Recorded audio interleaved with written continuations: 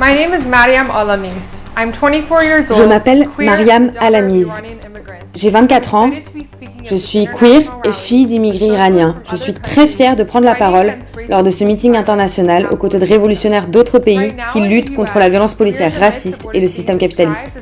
En ce moment aux États-Unis, nous sommes au milieu de ce qui est décrit comme le plus grand mouvement de l'histoire du pays. Des millions de personnes sont descendues dans la rue ces dernières semaines. Ces soulèvements sont dirigés par des jeunes noirs de classe populaire qui en ont assez du racisme et de la violence policière. Et ce mouvement est plein de jeunes. Des jeunes qui ont organisé la marche pour le climat ou jeunes qui ont protesté contre les centres de détention de migrants. Nous sommes des jeunes qui savent que le mouvement LGBT a été lancé par Stonewall, qui était une émeute, et nous voulons nous battre pour une société où la vie des Noirs compte. Mais ce n'est pas que les jeunes aux États-Unis.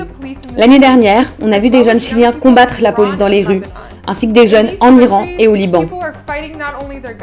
Dans ces pays, les gens ne se battent pas seulement contre le gouvernement et leur propre police, mais aussi contre le poids de l'impérialisme américain. Dans des pays comme Cuba, Venezuela ou l'Iran où vit ma famille, les gens luttent chaque jour contre les sanctions oppressives et inhumaines des États-Unis. Dans le cadre du projet d'annexion de la Cisjordanie par Israël en Palestine, la police israélienne a récemment assassiné Ahmad Erakat, 27 ans, à un poste de contrôle de Cisjordanie. Lorsque nous nous battons contre la police ici, nous luttons contre le carnage de l'impérialisme partout. Les jeunes sont en première ligne de cette lutte en raison de nos propres expériences. Dans ma courte vie, j'ai déjà vécu 2 crises économiques. Au moment même où la pandémie a frappé, j'ai été licenciée comme des millions de travailleurs à travers le pays. Aux États-Unis, plus de 20% des jeunes âgés de 16 à 24 ans sont actuellement au chômage. Et parmi les jeunes noirs, le taux de chômage est près de 30%. Parmi la communauté latino, en particulier les Mexicains et les Centra-Américains, le taux de chômage est de 37%. Les dettes d'études que nous ne rembourserons jamais sapent nos espoirs pour l'avenir. Nous sommes de plus en plus nombreux à comprendre qu'une crise climatique se profile vers l'horizon, menaçant notre avenir.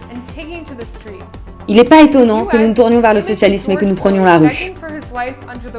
Aux États-Unis, l'image de George Floyd, implorant pour sa vie sous le poids de la brutalité policière, a allumé une étincelle pour des millions de personnes. Depuis près de 2 mois, maintenant, nous sommes confrontés à l'État nuit après nuit. Alors que la classe dirigeante nous jette des miettes pitoyables, il est clair que nous ne pouvons pas réformer le système qui tue les Noirs, empêche l'accès aux services publics pour les communautés opprimées et les emplois de la classe ouvrière. Tout le système de maintien de l'ordre doit disparaître. Nous devons abolir complètement la police.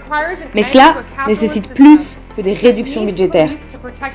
Il faut mettre fin à un système capitaliste qui a besoin de la police pour protéger l'énorme richesse de gens comme Jeff Bezos.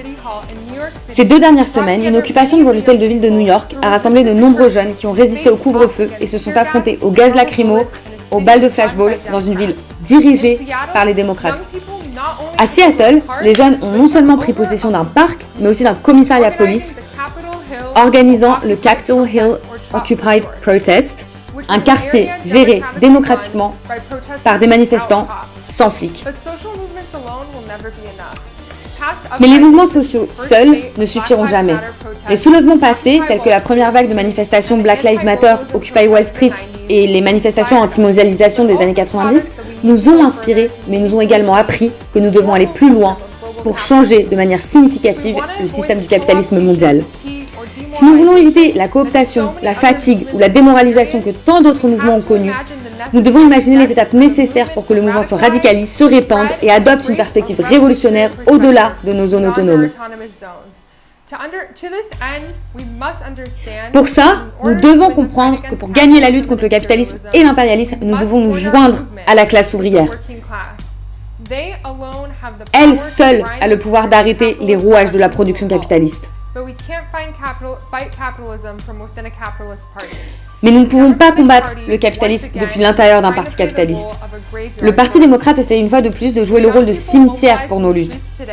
Les jeunes mobilisés dans les rues aujourd'hui, les jeunes qui se considèrent socialistes, doivent défier la politique cynique du moindre mal qui appelle à voter pour les démocrates, prétendument progressistes. L'avenir nous appartient et nous voulons plus. Nous voulons nos propres candidats socialistes, véritablement représentatifs des travailleurs et des jeunes qui descendent dans la rue. Nous voulons des soins de santé publics et universels, des universités publiques et gratuites, des logements pour tous. La suppression de la police, l'abolition de l'ICE, c'est-à-dire du contrôle de l'immigration, et l'ouverture des frontières, l'émancipation totale des Noirs, des femmes, des droits pour les sans-papiers, la libération des homosexuels et la sauvegarde de la planète de la catastrophe climatique. Il est nécessaire de faire face au pouvoir des super riches qui sont parmi les plus riches de toute la planète grâce au capital financier et à l'exploitation de la classe ouvrière dans le monde entier. Et c'est pourquoi nous avons besoin d'un parti ouvrier, indépendant, révolutionnaire, qui lutte pour le socialisme. Un parti capable de coordonner ses efforts au niveau national et international. Contre les flics, les militaires, les frontières, les sanctions et les bombes. Le Parti démocrate, même sous l'aile progressiste de Bernie Sanders, ne sera jamais ce parti. Donc tous les jeunes qui se tournent vers le socialisme, qui sont en colère contre l'establishment politique et qui pensent que nous devrions défaire et abolir la police, tous ceux qui sont organisés dans groupes comme DSA doivent rompre avec le Parti démocrate maintenant et nous devons travailler ensemble avec toutes nos ressources pour construire un parti socialiste révolutionnaire indépendant. Il est indéniable que nous vivons un moment historique. Notre génération ne fait plus confiance aux flics, aux partis capitalistes ou au statu quo. De plus en plus, les gens rejettent l'idée que la révolution est impossible. En ce moment même, la jeunesse noire de la classe ouvrière montre la voie.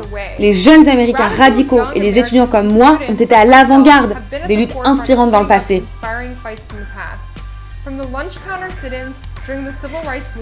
Des sit-ins pendant le mouvement des droits civiques au soulèvement étudiant contre la guerre du Vietnam, nous avons été à l'avant-garde. Mais un soulèvement ne suffit pas. Nous devons nous battre pour écraser le système capitaliste une fois pour toutes. Sous ce nouveau réveil politique, nous avons la tâche historique de nous unir et de unir ce mouvement à la classe ouvrière révolutionnaire. Nous sommes fiers de l'héritage de Marx, de Lénine, de Trotsky et de Luxembourg. Nous voulons insuffler une nouvelle énergie au mouvement ouvrier. Un avenir socialiste se profile à l'horizon et nous sommes ici pour le défendre.